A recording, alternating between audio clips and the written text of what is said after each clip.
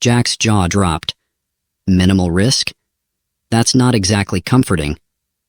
Lyra stepped back, crossing her arms as if to say, "Get on with it." Jack sighed and crouched by the device, squinting at the glowing runes. "All right," he muttered. "Let's see, twist this? No, wait, maybe it's—" The device emitted a sharp beep, and Jack froze.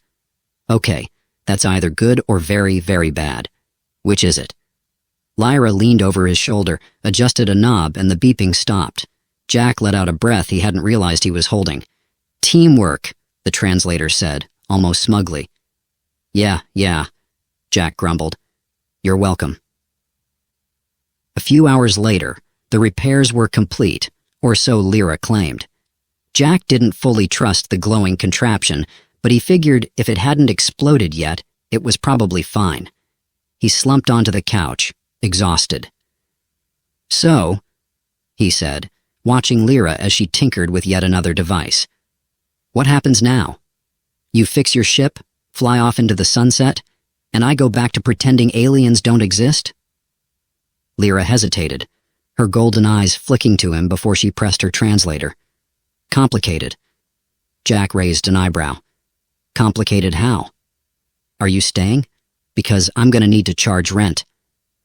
The translator buzzed. "Hunter's persistent. Risk remains." Jack sighed. "Of course, because nothing's ever simple." Lyra pressed another button on the translator, and it emitted a series of clicks and whistles. A moment later it said, "Assistance required." Jack blinked. "Wait, you need my help? Are you sure you've got the right guy?" The translator replied, "Affirmative." Jack chuckled, shaking his head. "Lady, I'm a guy who gets winded walking up a flight of stairs. What could I possibly do to help you fight alien bounty hunters?" Lyra pointed to the proximity grid, which now displayed several faint red dots on the edge of the map. Jack's stomach sank. "Don't tell me they're back." "Scouts," the translator said, "testing perimeter." Jack rubbed his temples. "Okay, so what's the plan? Because I'm not exactly equipped to deal with this. The closest thing I have to a weapon is a bear spray can, and I'm pretty sure that won't work on aliens." Lyra didn't respond. Instead, she activated another holographic display, showing a sleek, handheld device that resembled a high-tech stun gun. "Whoa," Jack said, leaning closer. "Is that what I think it is?" "Defensive," the translator said. "Non-lethal." Jack stared at her. "You're giving me an alien weapon?" Lyra nodded and handed him the device. It was surprisingly light, and the grip molded perfectly to his hand. "All right," Jack said, testing the weight. "I'll admit this is kinda cool, but you realize I have no idea how to use it, right?" Lyra stepped closer, pressing a sequence on the translator. It said, "Training required." Jack groaned. "Great. Alien boot camp. Just what I needed." For the next hour, Lyra put Jack through what could only be described as a crash course in alien defense tactics. He learned how to activate the stun gun. Turns out the glowing button wasn't decorative. Aim it at moving targets, he missed most of them, and avoid accidentally stunning himself. He failed once. By the end of the session, Jack was sweating, sore, and more than a little frustrated. "You know," he said, leaning against the wall, "I always thought if I ever got to use an alien weapon, it'd be to save the world or something. Not because I'm trying to protect my cabin from intergalactic repo men." Lyra didn't laugh, but she gave him a look that was almost sympathetic. "Thanks for the pep talk," Jack muttered. "Real inspiring." The proximity grid beeped again, and both of them turned toward it. The red dots were closer now, moving in an erratic searching pattern. Jack tightened his grip on the stun gun. "Well," he said, forcing a grin, "looks like it's showtime. Let's see if all that training pays off, or if I'm about to become the first guy in history to get zapped by his own alien sidekick." Lyra stepped forward, her golden eyes focused and unflinching.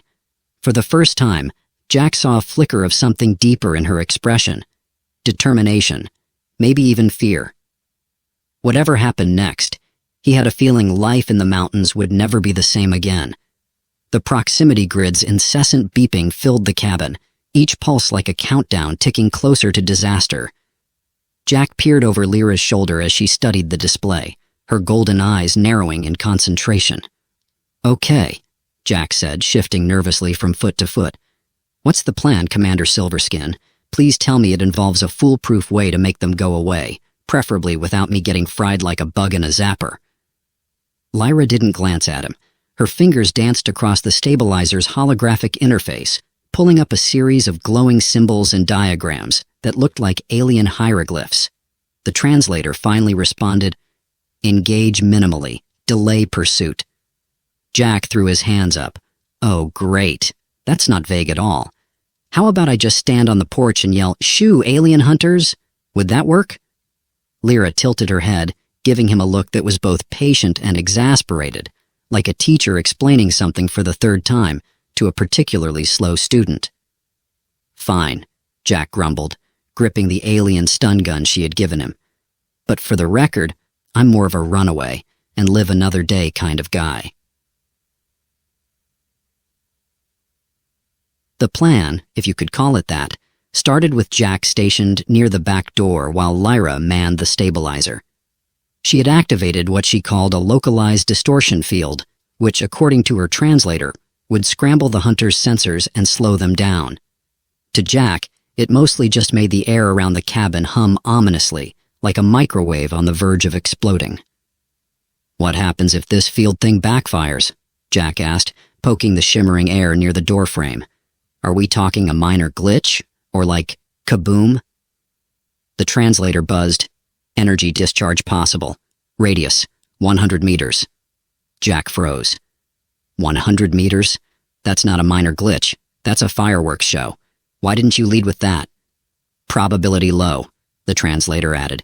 "Oh, well, that's reassuring," Jack muttered, taking several steps away from the distortion field. "Low probability, just like low chances of rain, right before it pours." Lyra, seemingly unbothered by his ranting, activated another set of controls. This time, a holographic image of the approaching scouts appeared, projected in midair. The 3 red dots now had shapes, sleek insectoid crafts that hovered unnervingly close to the treetops. Jack squinted at the display. "Are those drones? Please tell me those are drones and not like flying aliens with laser eyes." "Remotely operated," the translator confirmed. "Autonomous search units." Jack groaned. "Fantastic, because regular hunters weren't bad enough. You had to bring robots into this." As the first drone broke through the tree line, Jack's nerves hit a new high. The sleek, beetle-like craft emitted a low buzzing sound as it hovered near the cabin, scanning the area with a pulsating red light. "Okay," Jack whispered, clutching the stun gun tightly. "This is it. Showtime. Remember, Jack, aim, fire, don't hit yourself."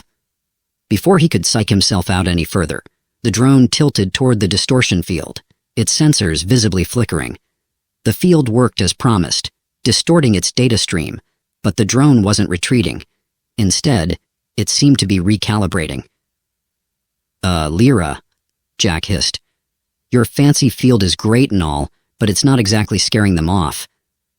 Lyra responded by activating a second device, a small, spherical gadget that rolled to the center of the room before rising into the air. It emitted a sharp, high-frequency sound that made Jack wince. "What's that supposed to do?"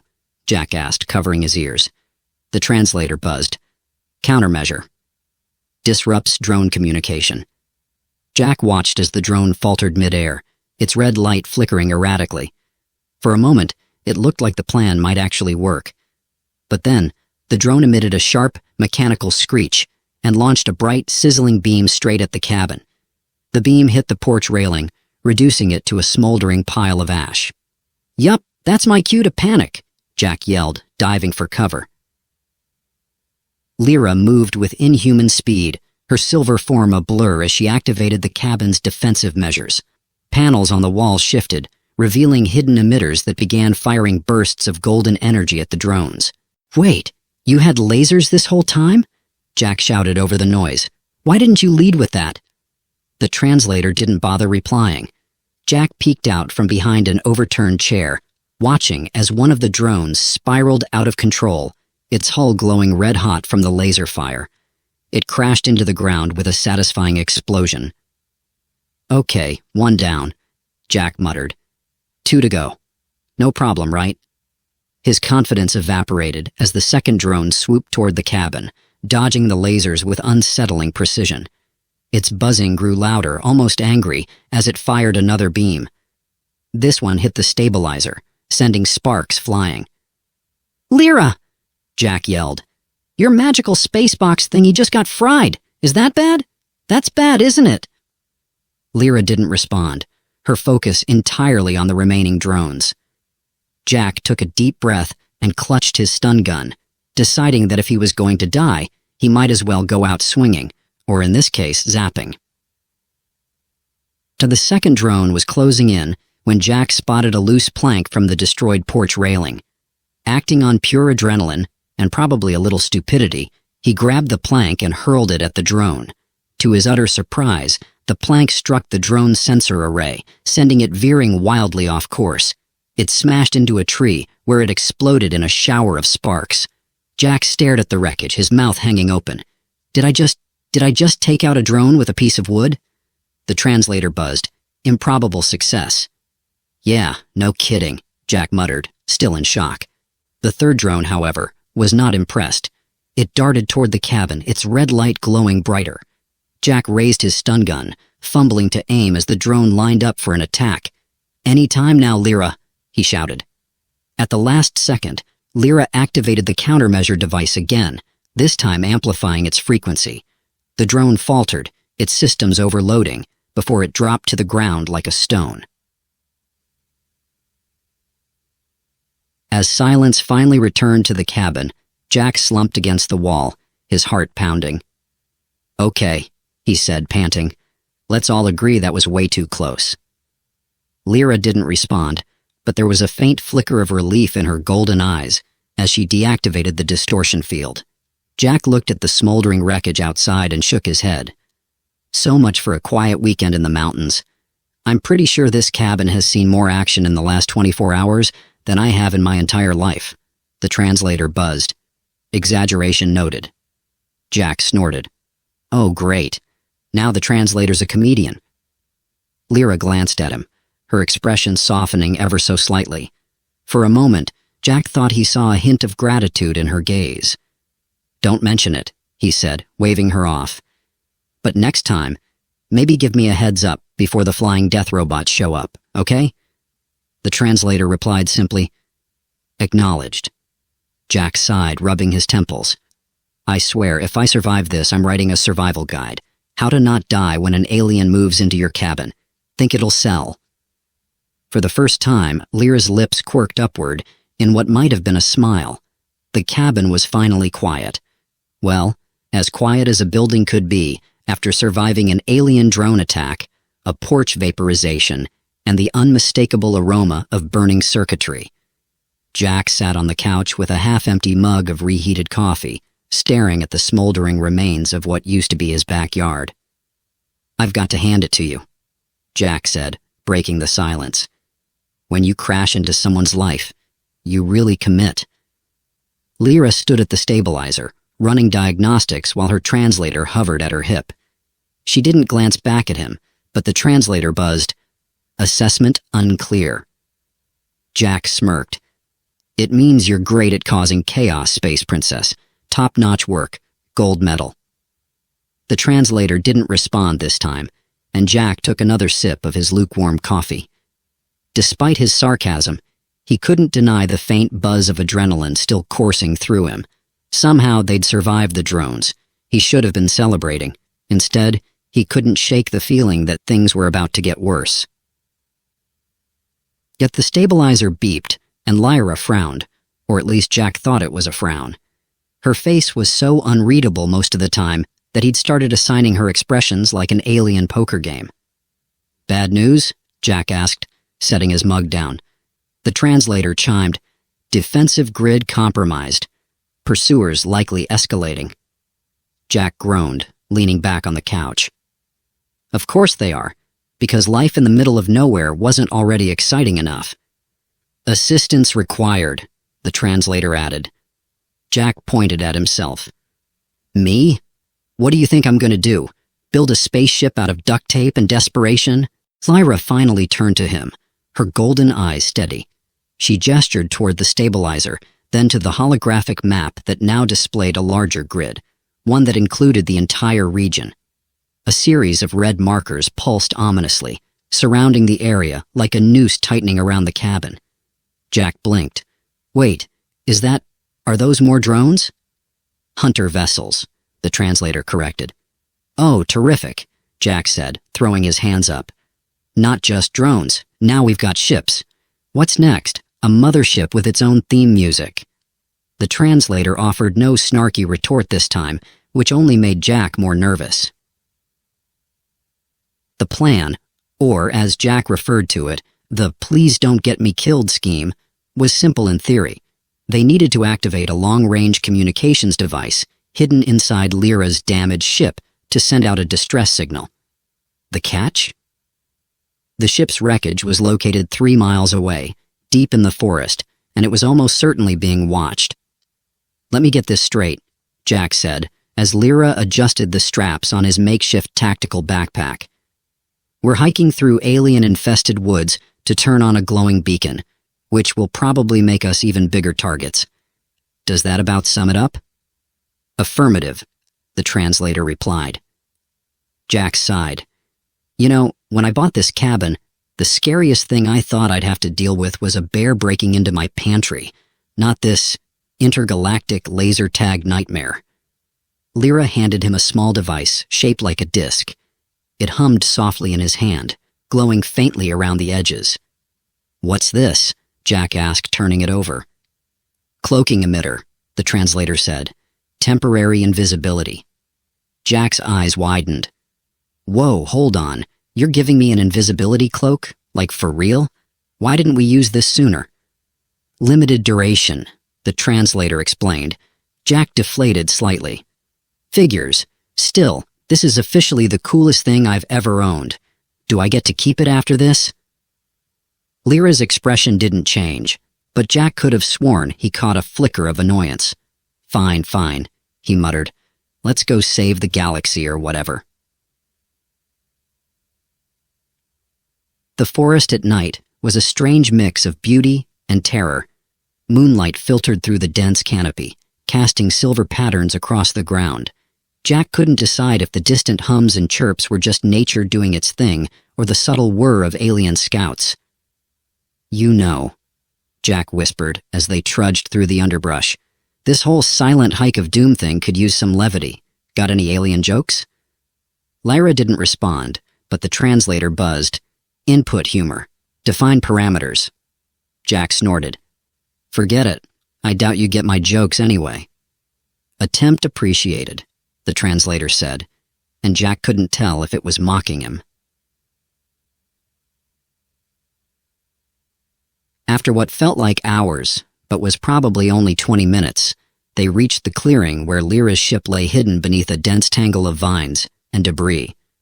The craft was smaller than Jack had expected, sleek and angular, with a faint metallic sheen that seemed to ripple under the moonlight. Wow, Jack said, stepping closer. It's like a stealth fighter and a sci-fi movie prop had a baby. Lyra ignored him, focusing instead on the ship's access panel. She tapped a sequence of symbols, and the vines shifted, revealing a hatch. Okay, Jack said, gripping the stun gun strapped to his side. Let's make this quick before your fan club shows up. As if on cue, the proximity scanner on Lyra's wrist beeped. Jack glanced at it, his stomach sinking. Let me guess, he said. We've got company. The translator confirmed. 2 approaching vessels. Estimated arrival, 5 minutes. Jack cursed under his breath. Of course. Nothing's ever easy. Inside the ship, Lyra worked quickly, activating the comms array and inputting a series of commands. The interior was cramped but efficient, with panels that glowed softly as she moved. Jack hovered near the entrance, peeking out nervously. The forest was eerily still, but he couldn't shake the feeling that they were being watched. How much longer? He asked, his voice tinged with panic. Finalizing sequence, the translator said. Jack groaned. Great, because we've got about 2 minutes before... A low mechanical hum cut through the air, followed by the unmistakable sound of something large breaking through the treetops. Jack spun around, his heart racing. They're here! Lyra didn't flinch, her focus unwavering as she completed the final command. The ship's console emitted a high-pitched tone, and the translator said, Signal transmitted. Assistance en route. Fantastic, Jack said, gripping the stun gun. Now let's hope we live long enough to see it.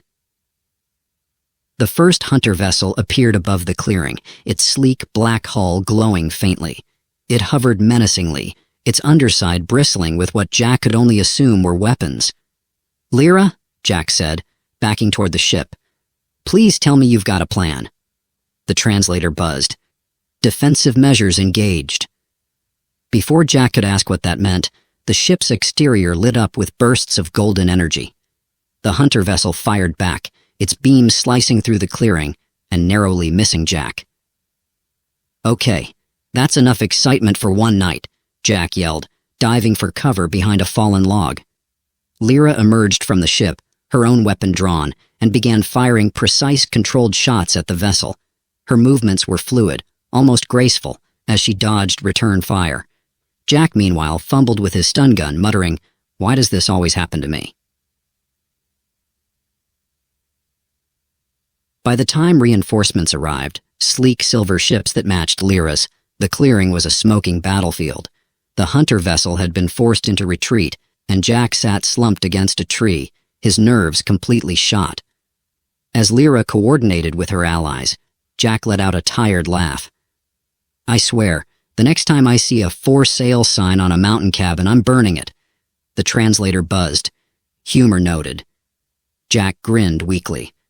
Glad someone appreciates it.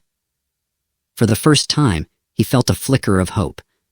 Maybe, just maybe, they were going to make it out of this alive. The first rays of dawn filtered through the cabin's broken windows, painting streaks of light across the soot-stained walls. The air was thick with the mingled scents of scorched wood, alien metals, and something Jack could only describe as burnt electrical lemon. He sat at the kitchen table, holding what remained of his favorite coffee mug, now chipped and slightly warped from the chaos of the past few days. Across from him, Lyra stood silently, her sleek silver uniform restored to its former shine. Her translator hummed softly at her side, awaiting its next task.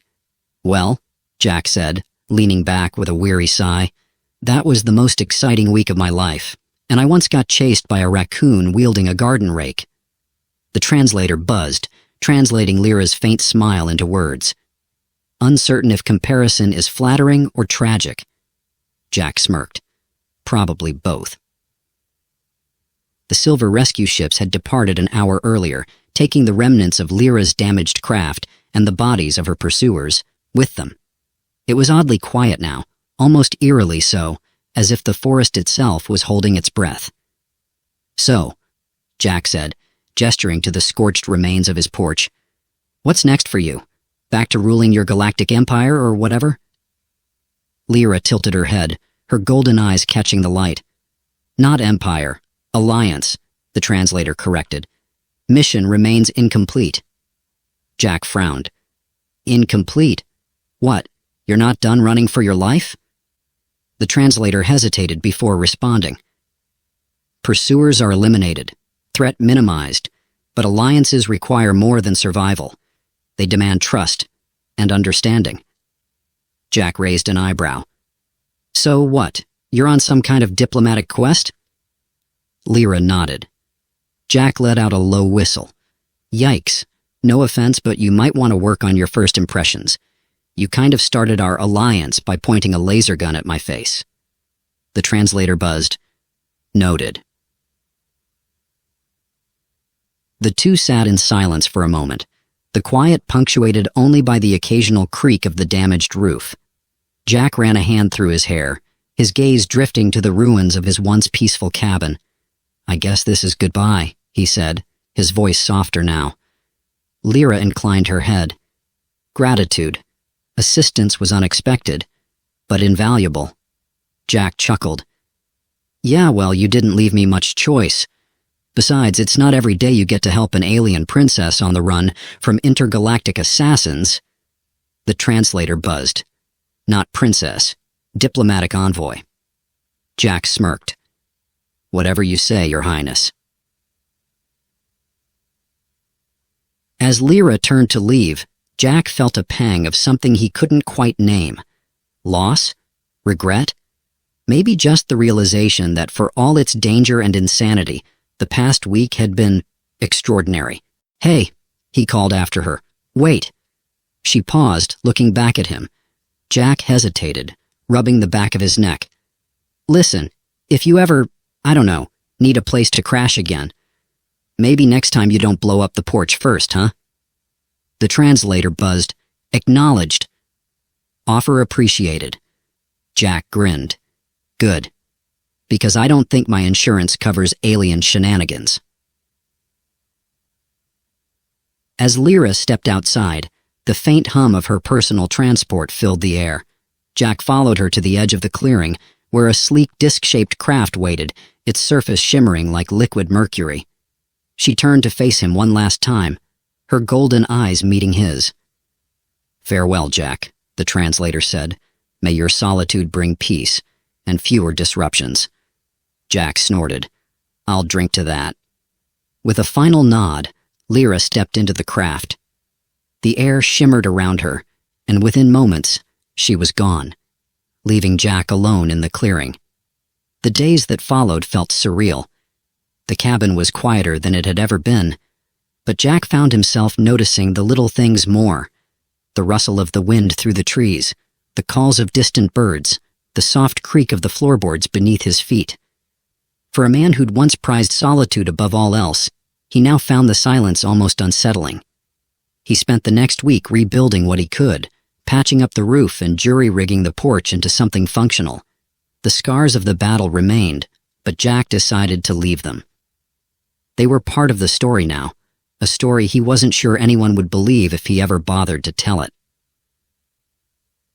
One evening, as he sat on the newly rebuilt porch with a fresh cup of coffee, Jack found himself staring up at the stars.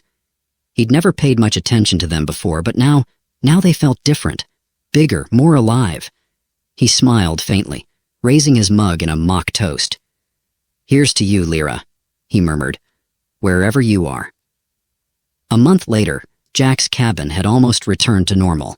The porch had a new set of chairs, the roof no longer leaked, and the pantry was fully stocked.